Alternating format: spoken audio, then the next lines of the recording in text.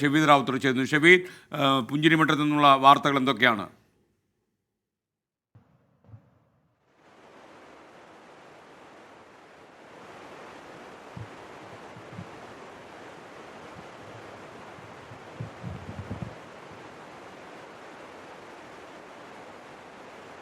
കഴിഞ്ഞ ദിവസത്തെ പോലെ ഇന്നും ഈ പുഞ്ചിരിമട്ടത്ത് വലിയ തരത്തിലുള്ള തിരച്ചിൽ നടപടി നടക്കുന്നുണ്ട്. പക്ഷേ ഇപ്പോൾ കൂടുതൽ സൈന്യം ഇങ്ങോട്ടേക്ക് എത്തുന്നതേ ഉള്ളൂ. നമുക്കറിയാം, കഴിഞ്ഞ ദിവസമൊക്കെ ഇന്നലെ രാത്രി വൈകി വരെ മുണ്ടക്കൈയിലടക്കം തെരച്ചിൽ നടത്തിയിരുന്നു. ഇന്ന് അതുകൊണ്ട് തന്നെ ഈ പുഞ്ചിരിമട്ടത്തേക്ക് കുറച്ചുകൂടി വൈകിയാണ് രക്ഷാപ്രവർത്തനത്തിന് ആളുകളെത്തി. നമുക്ക് ആ ദൃശ്യങ്ങളിൽ കാണാൻ സാധിക്കും അതിന്റെ ഒരു തീവ്രത എന്നുള്ളത്. അതായത് ഇതാ കാണുന്നതാണ് ഇതിങ്ങനെ പൊട്ടി ഒഴുകി വന്ന സ്ഥലം എന്ന് പറയുന്നത്. അവിടെയാണ് ഏതാണ്ട് 300-ലധികം ആളുകളുടെ ജീവൻ നഷ്ടമായ ഉരുൾപൊട്ടലിന്റെ പ്രഭവ കേന്ദ്രം. അവിടെ നിന്ന് ഇങ്ങോട്ടേക്ക് വരികയായിരുന്നു. ഈ പുഞ്ചിരിമട്ടത്ത് നമ്മളിപ്പോൾ ഈ നിൽക്കുന്ന ഭാഗത്ത് കുറേയധികം വീടുകളും കാര്യങ്ങളും ഒക്കെ ഉണ്ടായിരുന്നു. പക്ഷേ അതെല്ലാം പോയി എന്നുള്ളതാണ് നമ്മൾ കഴിഞ്ഞ ദിവസങ്ങളിലൊക്കെ പറഞ്ഞിരുന്നു. അവിടെയും ബന്ധുക്കളെ അടക്കം കാണാതെ നിരവധി ആളുകൾ, അതായത് ബന്ധുക്കളെക്കുറിച്ച് വിവരമില്ലാതെ നിരവധി ആളുകൾ ഇവിടെയുണ്ട്. അവരടക്കം ഇപ്പോൾ ഈ തിരച്ചിൽ നടപടിയിൽ പങ്കുചേരുന്നുണ്ട്. മാത്രമല്ല, ആർമിയെ സംബന്ധിച്ച് ആർമി ഇതുമായി ബന്ധപ്പെട്ട് 2 തരത്തിലുള്ള പ്രവർത്തനം നടത്തുന്നുണ്ട്. അതിൽ ഒന്നാമത്തേത് ഈ പുഞ്ചിരിവട്ടത്ത് കാണുന്ന ഭാഗത്തേക്കൊക്കെ ആ റോഡിന് ഇപ്പുറത്തേക്ക് നിരവധി വീടുകൾ ഉണ്ടായിരുന്നു. ആ ഭാഗത്ത് ഇപ്പോൾ ആർമി പരിശോധന നടത്തുന്നുണ്ട്. നമുക്ക് അങ്ങോട്ടേക്ക് പ്രവേശനം ഇല്ല.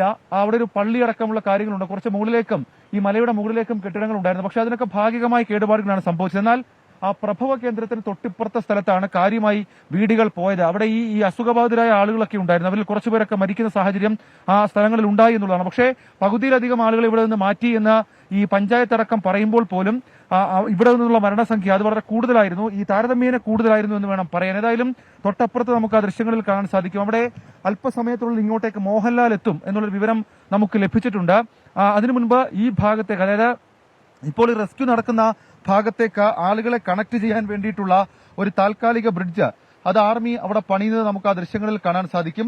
നേരത്തെ കഴിഞ്ഞ ദിവസമൊക്കെ രാഹുൽ ഗാന്ധി എത്തിയത് ഈ പ്രദേശത്തേക്കായിരുന്നു. ഇവിടെ ഈ വൈദ്യുതി ബന്ധമടക്കം പുനഃസ്ഥാപിക്കാനുള്ള പ്രവർത്തനവും അതുമായി ബന്ധപ്പെട്ട് നടക്കുന്നുണ്ട്. പക്ഷേ അത് ഇപ്പോഴേക്കൊന്നും കിട്ടുമെന്ന് നമുക്ക് ഒരു തരത്തിലും പറയാൻ കഴിയില്ല. ഒരുപക്ഷെ 1-2 ആഴ്ചയൊക്കെ കഴിഞ്ഞിട്ടായിരിക്കാം ഈ പ്രദേശത്ത് വൈദ്യുതി ബന്ധം എത്തുക. ഏതായാലും നിലവിലിപ്പോൾ നമുക്ക് ദൃശ്യങ്ങളിൽ കാണാൻ സാധിക്കുന്ന ആർമി ഉദ്യോഗസ്ഥരെയും NDRF ഉദ്യോഗസ്ഥരെയും ഒക്കെയാണ്. അവർ ഈ പ്രദേശം കേന്ദ്രീകരിച്ചുകൊണ്ട് താഴേന്ന് മുണ്ടക്കൈ ഭാഗത്ത് നിന്ന് താഴേക്ക് തിരഞ്ഞു മുകളിലേക്ക് വരികയാണ്. ഇപ്പോൾ അഭിലാഷേ, ഈ ഭാഗത്തേക്കൊന്ന് കാണിച്ചു കഴിഞ്ഞാൽ ഈ ഭാഗത്തേക്കൊക്കെ ഏലത്തോട്ടങ്ങൾ അടക്കമുള്ള കാര്യങ്ങൾ ഉണ്ടായിരുന്നു. ഈ ഭാഗം അപ്പാടെ പോയി. അവിടെ ഒരു വലിയ ഒരു ലാൻഡ് ഏരിയ അവിടെ അങ്ങനെ പോകുന്നൊരു സാഹചര്യം ഉണ്ടായി.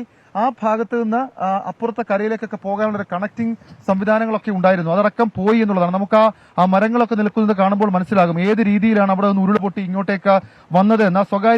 സ്വകാര്യ തോട്ടങ്ങളടക്കമുള്ള കാര്യങ്ങൾ അത് അപ്പുറം ഭാഗത്തേക്കുണ്ടായിരുന്നു, അപ്പുറത്തെ കരയിലുണ്ടായിരുന്നു. അതിനെല്ലാം കേടുപാടുകൾ നശിച്ചു. എന്നാൽ ഇതിന്റെ അപ്പുറത്തെ കരയ്ക്ക് കാര്യമായ വീടുകളില്ല. കുറച്ച് ഗസ്റ്റ് ഹൌസുകളും കാര്യങ്ങളും ചെറിയ ചില റിസോർട്ടുകളും മാത്രം ഉണ്ടായിരുന്നു എന്നുള്ളതാണ് ഇവിടുത്തെ നാട്ടുകാർ പറയുന്നത്. ഇന്നലെ തൊട്ടാണ് ആ ഭാഗത്തേക്ക് ഇറങ്ങി പരിശോധന ആരംഭിച്ചത്. ഇപ്പോൾ പൂർണ്ണാർത്ഥത്തിൽ അങ്ങോട്ടേക്കുള്ള പരിശോധന ആരംഭിച്ചിട്ടുണ്ട്. മറ്റൊരു സംഘം അത് നമ്മൾ ഈ പറയുന്ന ചൂരൽമലയിൽ നിന്ന് കറങ്ങി മുണ്ടക്കൈ ഒന്നും തൊടാതെ ആ ഭാഗത്തേക്ക് പോയി പരിശോധന അടക്കമുള്ള കാര്യങ്ങൾ നടക്കുന്ന സാഹചര്യം ഇവിടെയുണ്ട്. വീണ്ടും രക്ഷാപ്രവർത്തനത്തിന് NDRF ഉദ്യോഗസ്ഥർ വരികയാണ്. സന്നദ്ധ പ്രവർത്തകർ അടക്കമുള്ള ആളുകൾ ഇവിടേക്ക് വരികയാണ്. അല്പസമയത്തിനുള്ളിൽ മോഹൻലാൽ ഈ ഭാഗത്തേക്ക് എത്തും എന്നുള്ളതാണ് നമുക്ക് നിലവിൽ ലഭിച്ച വിവരം.